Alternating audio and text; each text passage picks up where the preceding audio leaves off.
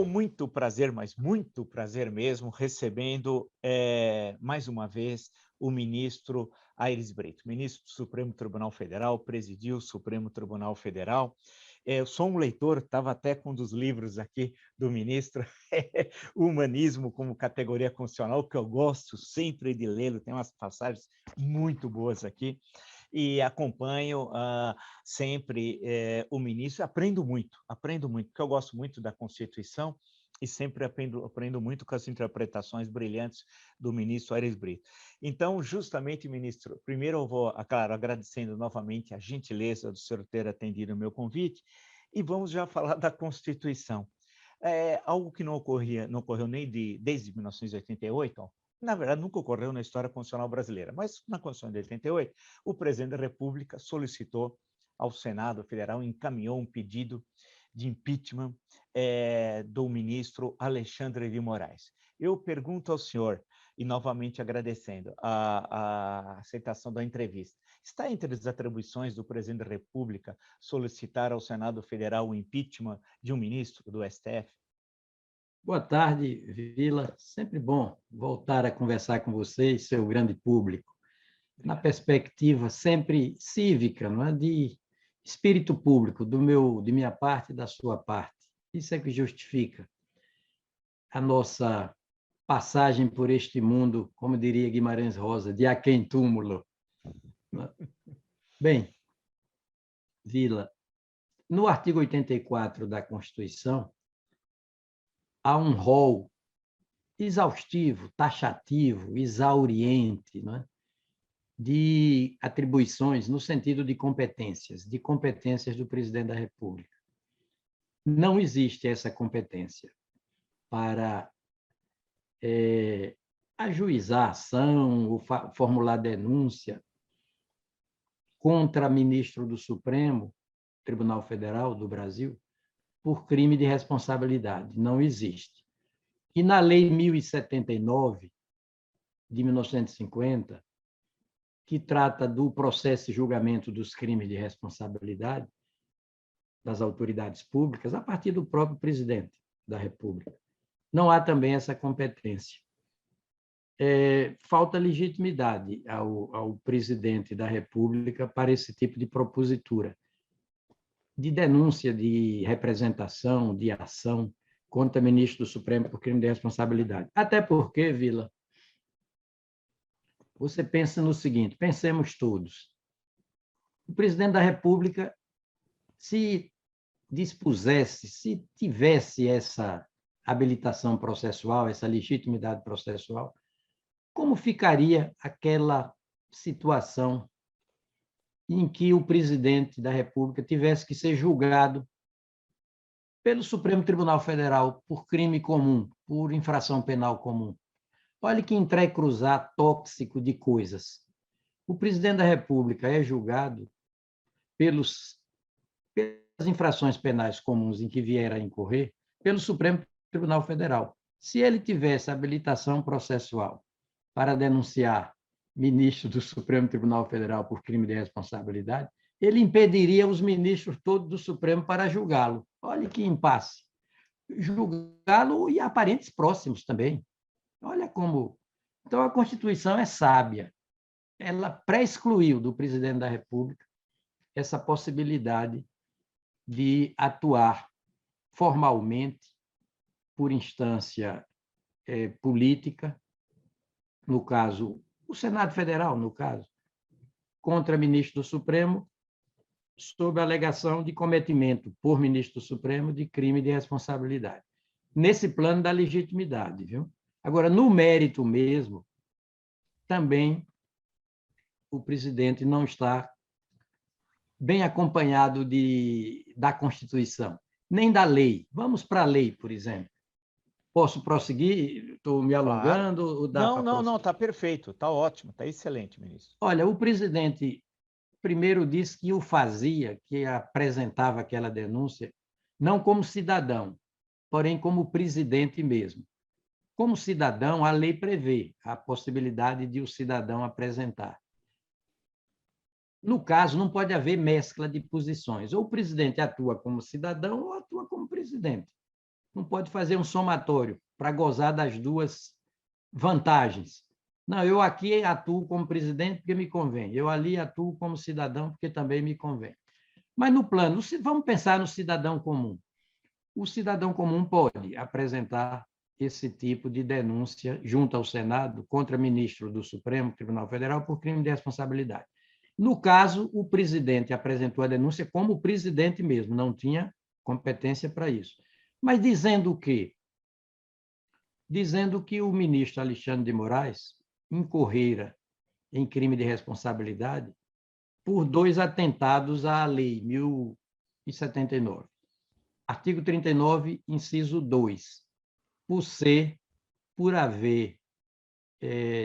uma pessoa suspeita para atuar contra ele, presidente,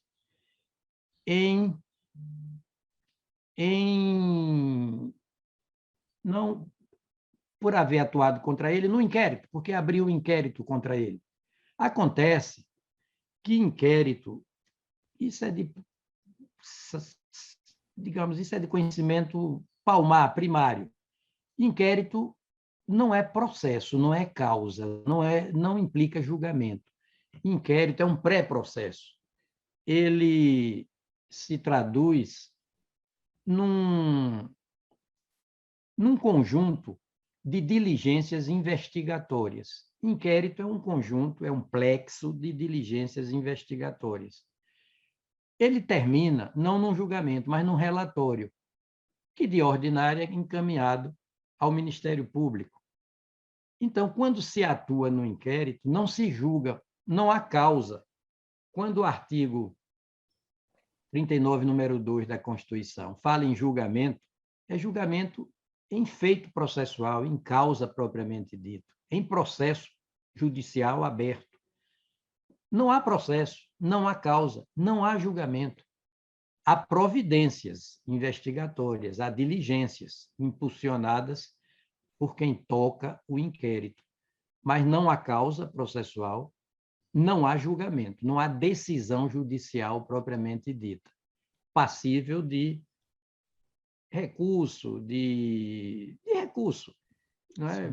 1001 recursos, de embargos de declaração, de apelação, seja o que for. No Supremo, agravo ou embargos de declaração, notadamente. Não há nada disso. Então, não é o caso. O outro caso, a outra suposta hipótese, o ministro Alexandre de Moraes incorrera, segundo a denúncia do presidente da República, formalmente apresentada ao Senado, incorrera em indignidade, indecorosidade e desonra no exercício de sua função. Ele laborou de modo indigno, desonroso e são três indecoroso, né? Indignidade e indecorosidade, e ali no artigo 50, ali no artigo 39, número 5, a proceder por modo indigno, desonroso e indigno, desonroso e indecoroso. Muito bem, vamos analisar. Por quê? O presidente da República explica. Porque quebrou o compromisso assumido perante o Senado Federal. Isso está dito explicitamente, com todas as letras. Que compromisso? De bem fielmente cumprir as funções do cargo de ministro do Supremo, por acaso nomeado, dentre elas a de não atentar contra os direitos e garantias individuais, liberdade de expressão, por exemplo. Acontece, Vila, que o momento em que um ministro do Supremo é arguido, o público diz sabatinado, numa linguagem coloquial, né? A linguagem técnica é arguição pública, a linguagem coloquial é sabatina. Ali naquele momento em que o ministro do Supremo é arguido pelo Senado, ele não está investido no cargo, ele não foi nomeado ainda. Aquilo não é compromisso. O compromisso que vale juridicamente é o assinado no ato de posse. Para se falar de traição ao compromisso, a palavra empenhada, ao compromisso formalmente assumido, é preciso que haja a posse. A posse pressupõe a nomeação. a nomeação pressupõe a aprovação pelo Senado. Olha, estávamos num momento ainda preambular de antes de ambular, antes de exercer o exercício do cargo, antes de exercer o cargo propriamente dito, as funções do cargo. Quando o Senado aprova, o presidente da República, que indicou alguém ao Senado, já pode nomear esse alguém. A investidura, que passou pela aprovação do Senado, agora alcançou a fase da nomeação. E a investidura no cargo se perfaz com a posse. Ali, quando dá posse, o nomeado declara solenemente aceitar o cargo para o qual foi nomeado e se compromete a bem fielmente servi-lo.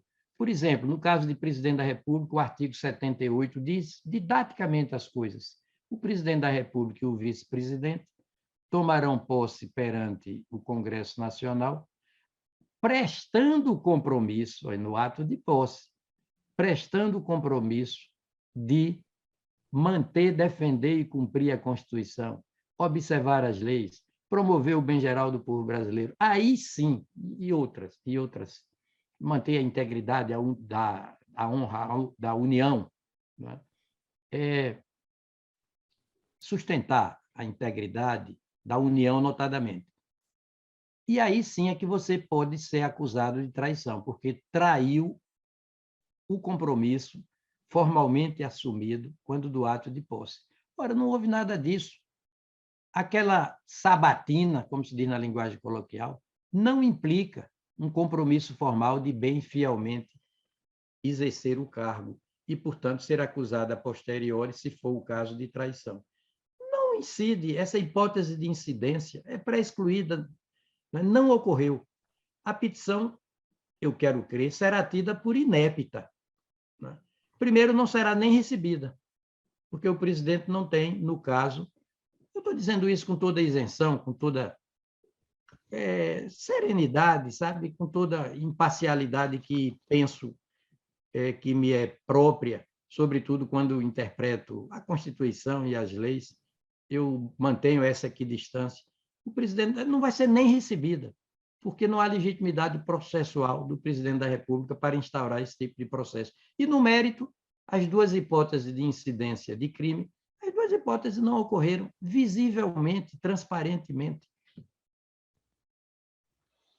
Deixa eu ler um trecho aqui do seu livro, que eu queria, por favor, que o senhor associasse algumas questões bem contemporâneas, e, por favor, me comentasse. Está na página 115, 116. Diz o senhor: não se diga, todavia, que esse modo mais orgânico de entender e praticar a Constituição termina por fazer do Poder Judiciário uma instância de governo da polis.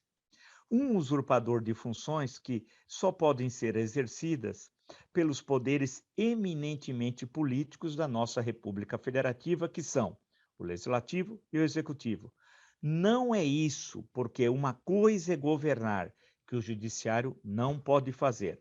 Outra coisa é impedir o desgoverno, que o Judiciário pode e tem de fazer. É como falar: o Judiciário não tem do governo a função, mas tem do governo a força de impedir o desgoverno, que será tanto pior quanto resultante do desrespeito à Constituição. Bem, isso se fala muito, belíssima passagem, por sinal, sobre a judicialização da política, tal, ou se fala, né? O senhor escreveu isso muito antes, na primeira década desse século, e o livro tem várias reedições. Como é que as pessoas não entendem o que me parece tão claro? Porque o texto do senhor é cristalino, né? É tão claro como a luz do sol do meio-dia. Quer dizer, está muito claro. Por que é tão recorrente essas acusações ao judiciário, que ele invade a esfera do legislativo, invade a esfera do executivo? É porque, Vila, há uma confusão também tóxica, lastimável, entre proatividade judiciária, que é proibida pela Constituição, melhor dizendo, entre ativismo judiciário que é proibido pela Constituição, e proatividade judiciária, que é um dever de todo magistrado. O ativismo é quando o judiciário se faz de fonte direta do direito, toma o lugar da norma, toma o lugar da lei, toma o lugar da Constituição. Ele enxerga no direito positivo brasileiro uma norma que não existe, nem implicitamente, nem explicitamente. O judiciário cria, ex novo, cria do nada a norma jurídica impessoal, genérica e abstrata. Ele usurpa as funções dos outros poderes, notadamente do legislativo. Ou do executivo, se a gente entender que o executivo também edita medidas provisórias com força de lei. E edita decretos e regulamentos com densidade normativa, ou seja, para a fiel execução da lei, alguns com densidade normativa. Agora, o judiciário, se não pode ir além da norma geral a aplicar, isso seria ativismo e é proibido, ele não pode ficar aquém da norma. Não pode deixar de desentranhar da norma todas as propriedades, né, todos os conteúdos dela, significantes. O judiciário não pode ir além, isso é ativismo. Também não pode ficar aquém, porque senão deixa de ser proativo. Ele incorre em reducionismo interpretativo. Então, muitas vezes, quando o judiciário, num esforço de intelecção mais aprofundado, de visual sistêmico das coisas, desata de uma norma jurídica alguns conteúdos até então insuspeitados, mas ele o faz fundamentadamente, com toda a tecnicalidade, ele está incorrendo no campo lícito da proatividade interpretativa e não resvalando para o campo ilícito do ativismo, porque o ativismo é usurpação. Perfeito, eu acho isso é uma bela reflexão. Deixa eu colocar uma questão para o senhor, que, claro, passa pelo artigo 142. Eu acho que nunca se falou tanto recentemente de um artigo da Constituição nos últimos tempos quanto o artigo 152, e virou linguagem comum até semana passada no Jornal da Cultura. Falei assim, mas todo mundo fala em intervenção militar, como se tivesse escrito intervenção militar, fosse algo presente na Constituição. E a todo momento, eu sou a favor, eu sou contra, né? Isso se fala na linguagem hoje cotidiana. Eu coloco ao senhor o artigo 142, me parece, na minha leitura, que também é muito claro, mas acho que a minha clareza não é de muitos outros.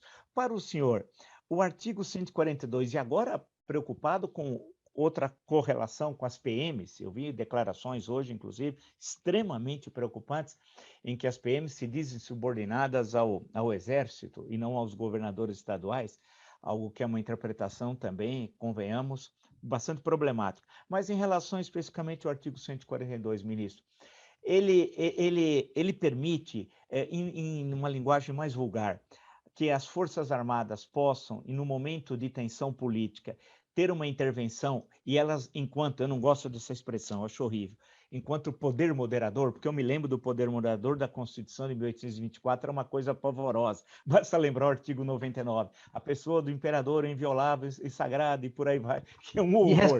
Irresponsável juridicamente, Isso, inviolável, imagina.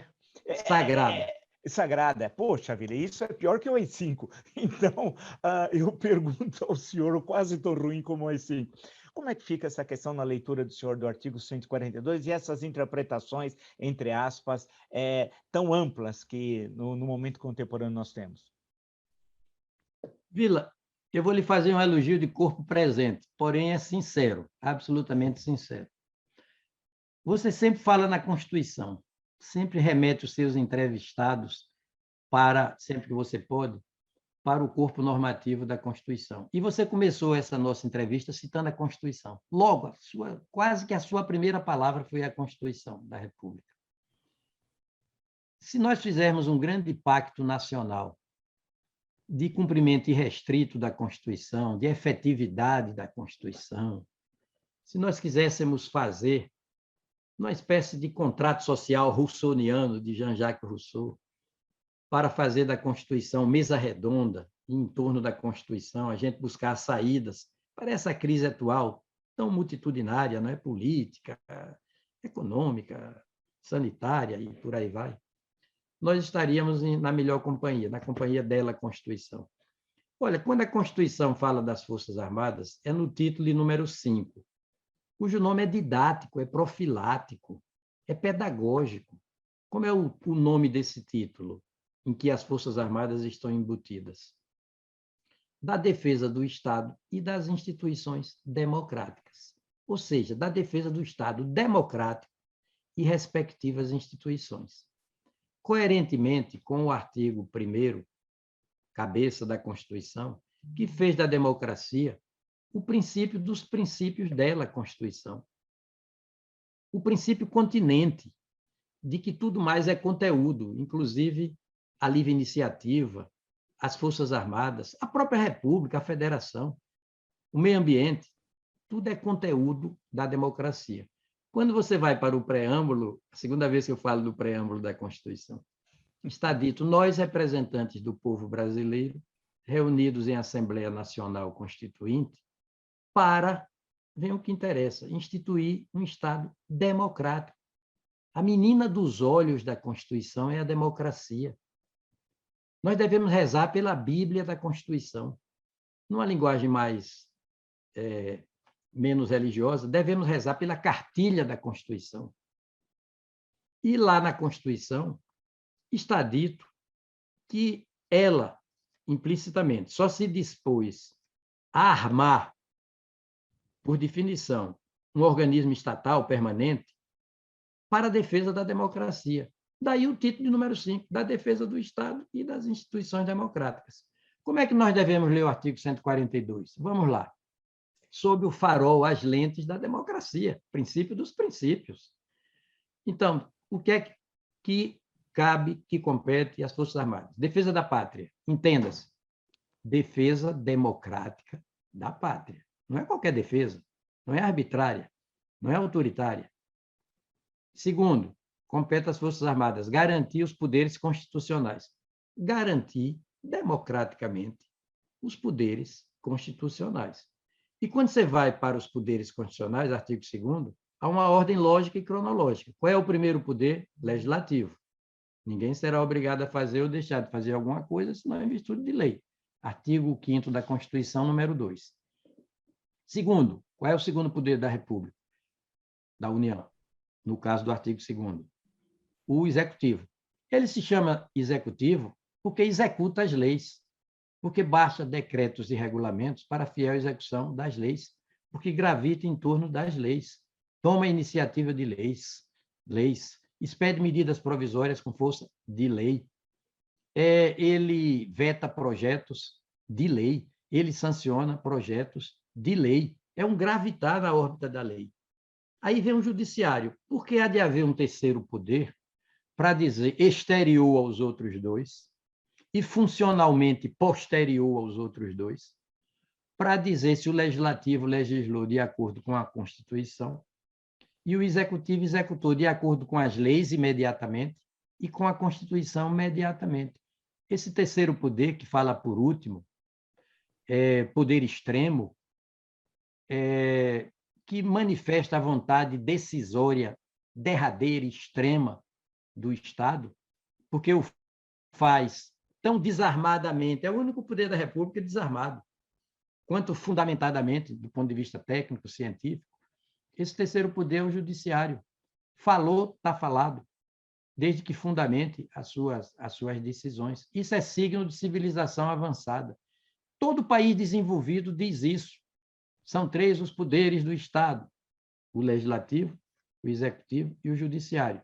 O judiciário fala, por último, para que as controvérsias não se percam no infinito, não resvalem para o interminável. Isso instabiliza a vida do país. É preciso previsibilidade nas coisas. Então, o judiciário é o que fala por último. Agora, Vila, ele fala por último, primeiro, porque é desarmado. Os outros 2 têm polícia, o legislativo tem polícia própria, diz a Constituição, e o chefe do Poder Executivo Federal, o presidente da República, ele comanda superiormente as Forças Armadas. Esse poder desarmado é armado de outra autoridade, outro tipo de autoridade.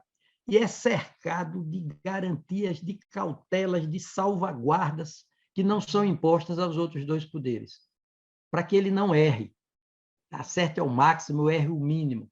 Por exemplo, ele age provocadamente, né? De ordinário é assim, como padrão, pelo Ministério Público, pelos advogados públicos e privados, pela Defensoria Pública, não é? Ele é provocado, debaixo de um devido processo legal, sob um sistema recursal generosíssimo, generosíssimo. Tem que fundamentar todas as suas decisões sob pena de nulidade, proferir também todas as suas decisões publicamente. As sessões de julgamento são públicas. Então, ele é cercado de todas as garantias para não errar, ou para errar o mínimo e acertar o máximo. Mas é ele que fala por último. Não há país desenvolvido, civilizado, democraticamente consolidado, que não seja assim. Então, é preciso respeitar, mais uma vez, a Constituição. Finalmente, a última função das Forças Armadas. Por iniciativa de qualquer dos três poderes, não é só do Executivo, não, viu? Por iniciativa de qualquer dos três poderes, garantir a lei e a ordem. Que lei? A lei democraticamente elaborada a partir da Constituição, que é a lei maior, e que estabelece essa ordem cronológica. E que ordem? Ordem democrática, ordem constitucional. É por isso que o artigo 5º, 44, Vila, diz assim, você tem uma memória fantástica, a sua memória. A gente diz uma coisa para você na próxima conversa com a gente, mas o senhor disse isso, isso. O artigo 5º, 44 diz assim, constitui crime inafiançável e imprescritível a ação de grupos armados, civis ou militares. Crime inafiançável e imprescritível a ação de grupos armados, civis ou militares, contra o quê? A ordem constitucional e o Estado democrático. Olha, é para isso que servem as Forças Armadas, para, no limite, sair em defesa, provocadamente por um dos poderes, sair, não ex officio, não por impulso próprio, sair em defesa da ordem democrática e da ordem constitucional. Aliás, democracia, e na Constituição, você já comentou outro dia comigo apropriadamente isso, Constituição e democracia formam um todo inseparável, indivisível. A Constituição é a lei maior do país. A democracia, nela, a Constituição, é o princípio maior do país, o princípio maior, o princípio jurídico de mais elevada estatura, da maior hierarquia. A ordem, quando a gente elogia a Constituição, é a lei das leis, é formalmente. Mas, substantivamente, tem que elogiar a democracia. Não é? A democracia, substantivamente, é o princípio dos princípios. A Constituição, formalmente, é a lei das leis. Mas as duas coisas são como unha e carne, olho e pálpebra. Olho e pálpebra, Constituição e democracia. As Forças Armadas se inscrevem nesse contexto de defesa da democracia. Agora, eu vou lhe fazer, você é historiador, além de tudo mais, além de filósofo. O presidente da República tem se apresentado. Olha, eu não vim aqui fazer, e nem vou, em nenhuma oportunidade, fazer antiproselitismo bolsonarista. Não me move esse tipo de propósito, sabe, Vila? Eu gosto de analisar a Constituição, seja quem for o presidente da República. Mas o presidente da República, e não é só ele que faz isso, porém ele tem feito isso com insistência. Ele se apresenta como chefe da nação. Não existe chefe da nação. Não existe esse cargo, não existe essa expressão na Constituição. Porque se ele se apresenta como chefe da nação, o povo vai dizer atentar contra ele é atentar contra a nação. Desrespeitá-lo é desrespeitar a nação. Ele é o chefe da nação. O presidente da República, seja quem for, é chefe de Estado, é chefe de governo, é chefe do Poder Executivo, é chefe da administração pública. Da nação, jamais. A nação não tem chefe. A nação é que é chefe de todas essas autoridades, de quem estiver no exercício desses cargos todos. É preciso cuidado com essa expressão. Subliminarmente, não é? Pode provocar efeitos danosos à própria democracia. A nação, como você sabe, é uma realidade intertemporal, né? É uma espécie de linha imaginária entre a ancestralidade, a coetaneidade e a posteridade, em face de um mesmo povo soberano. Como a família não é uma liga afetiva, de admiração, de solidariedade entre a ancestralidade, a coetaneidade e a posteridade, não é?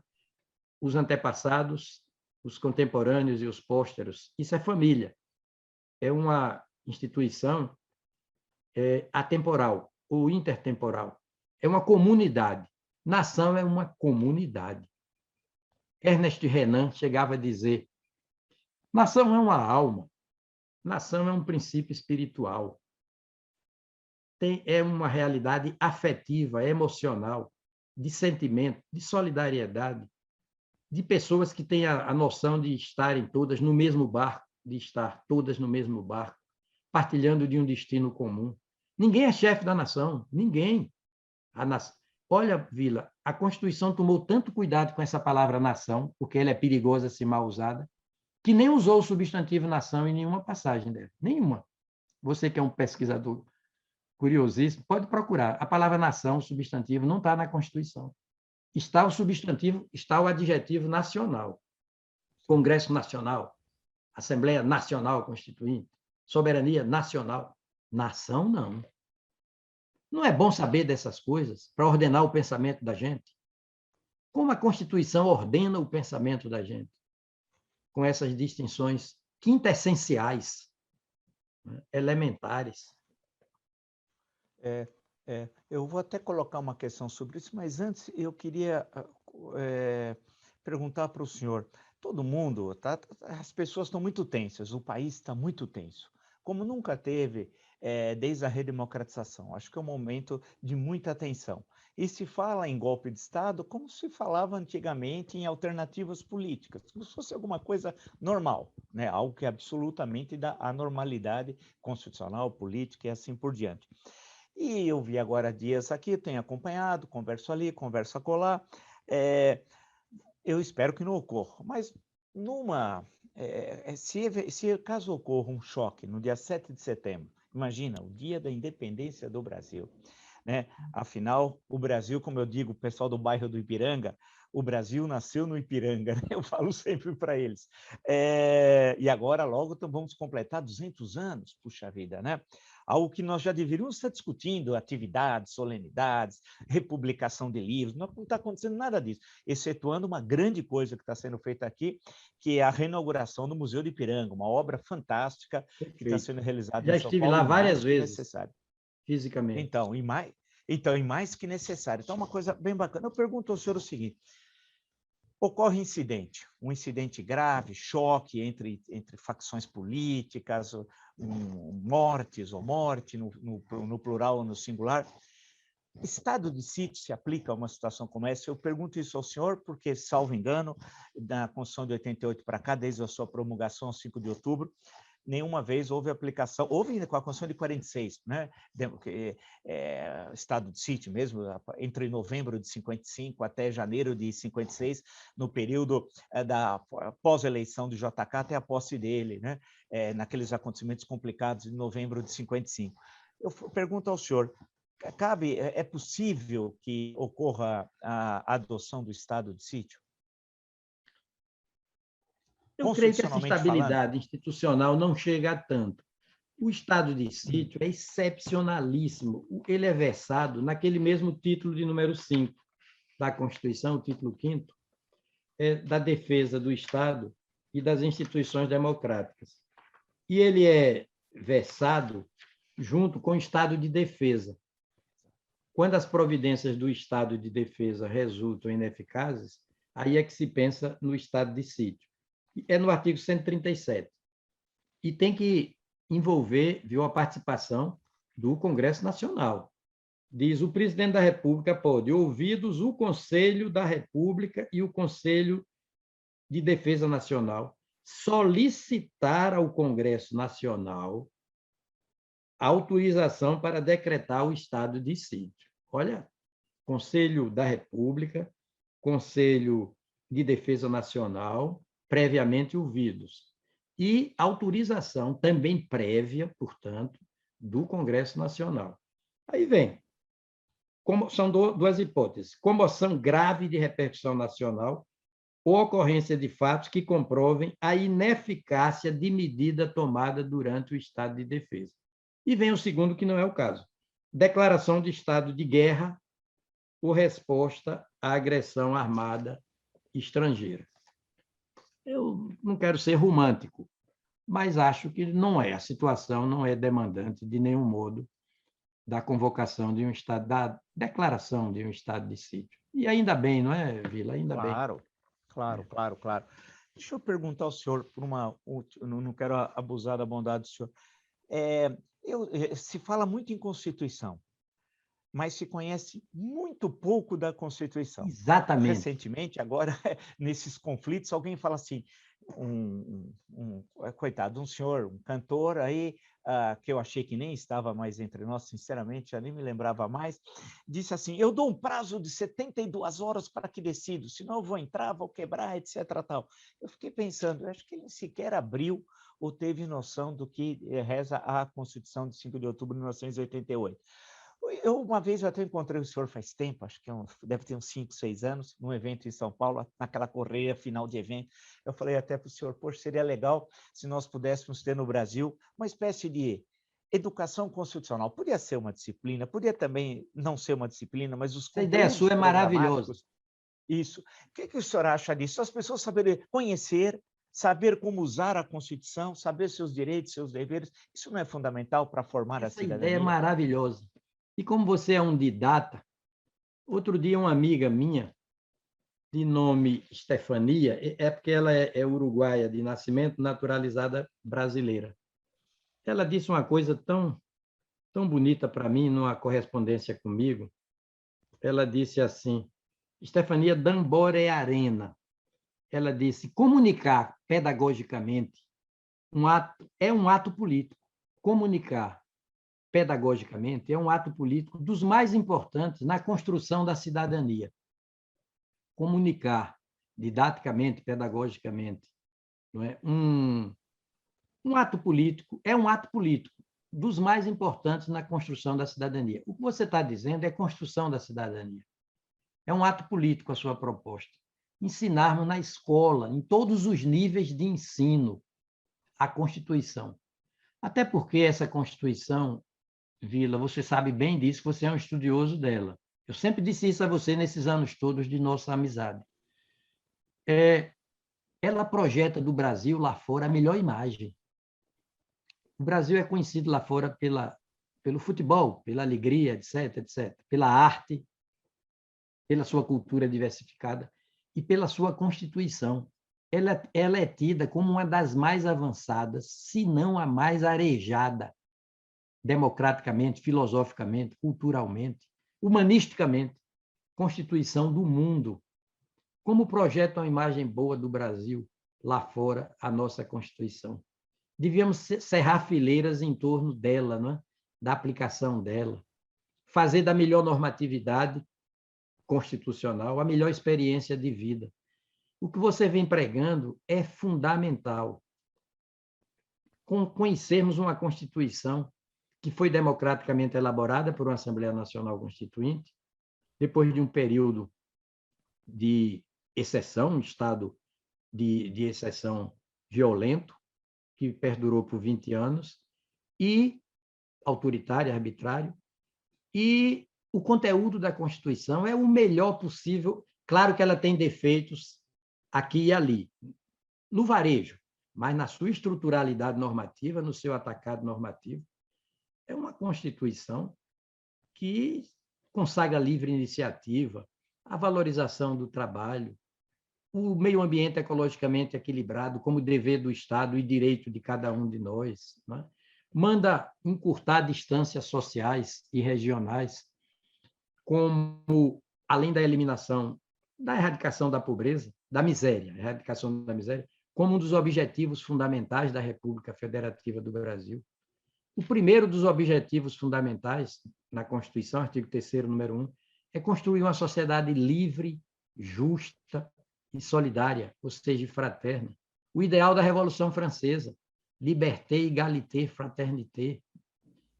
Então, é uma Constituição que nos honra, não é? Civilizatoriamente, nos honra, nos homenageia. Essa sua ideia precisa ser encampada por todo ministro da educação deste país. Quando você me fala sobre isso, eu sempre adiro entusiasticamente, efusivamente. Ministro, queria agradecer mais uma vez a gentileza de mais essa conversa, esse aprendizado, essa aula, porque é uma aula, como um ministro, com a clareza, com a competência, com a erudição e com a pedagogia, viu? Porque já retoma a facilidade da exposição e mostrando quão importante é a Constituição brasileira, a democracia, as liberdades, que é um processo de construção, não se faz numa varia, bate uma varia de condão e a democracia nasce facilmente. E como a Constituição ela é rica, eu digo que algumas vezes eu tive uma visão um pouco crítica, excessivamente crítica de algumas passagens da Constituição, mas acho que os tempos contemporâneos, e esses bem contemporâneos, ministro, me fez ver quão importante é a Constituição, quanto nós devemos a ela, né? Inclusive, temos essa possibilidade aqui de conversar, de dialogar livre, democraticamente, apresentando a todos aí diversas visões de mundo, né? Então, eu queria agradecer muito ao senhor, mais uma vez, essa possibilidade de conversa, que é sempre muito importante, porque o sentido do canal é esse, é de qualificar a reflexão sobre o Brasil. Muito obrigado, ministro. Vila, se você me permite, quebrando um pouquinho o seu próprio protocolo, uma das distinções mais importantes da Constituição não tem sido feita. Ela distingue entre política pública de governo e política pública de Estado. Educação e saúde, política pública de Estado. Meio ambiente, política pública de Estado. Liberdade de imprensa, política pública de Estado, que é de caráter permanente e é sustentável por definição. Política pública de governo é transitória, é quadrienal, e somente se legitima na medida em que consentânea com as políticas públicas de Estado. Nos ajude a fazer essa distinção, viu, Vila? Entre Perfeito, políticas ótimo. públicas de Estado, que já estão na Constituição, Exato. inclusive com orçamentos mínimos, né, para a educação, para a saúde, sob pena de intervenção da União nos estados, intervenção dos estados nos municípios, e política pública de governo, que é uma coisa passageira, transitória. Por isso que eu venho dizendo, a Constituição governa quem governa. Governa permanentemente quem governa transitoriamente. Poxa vida, muito bonito, olha, perfeito, ótimo, é isso mesmo, é isso mesmo. Então, eu queria agradecer muito o senhor, essa gentileza, e esse a mais, esse plus aí, sobre essa questão que eu acho que é fundamental. Nós precisamos isso de conhecê-la, né, e ter conhecimento, aprender com a Constituição, ver os modos de usá-la, né, e de defendê-la, e saber quanto que ela defende a cidadania brasileira. Devemos muito a ela, acho que, e os tempos contemporâneos acho que reforçam ainda mais isso. Então, muito obrigado, ministro. Obrigado, digo eu. Grande abraço.